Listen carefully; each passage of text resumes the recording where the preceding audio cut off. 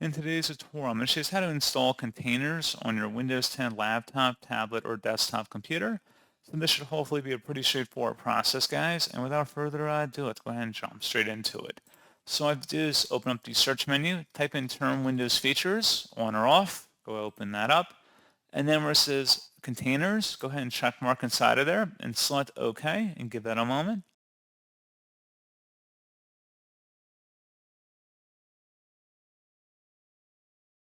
And then if Windows requires a reboot to finish the requested changes, select Restart Now.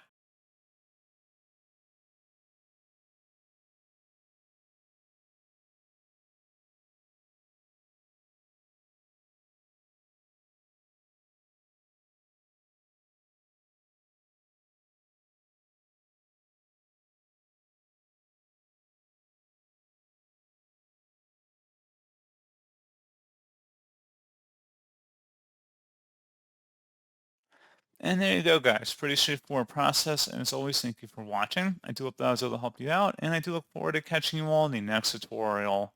Goodbye.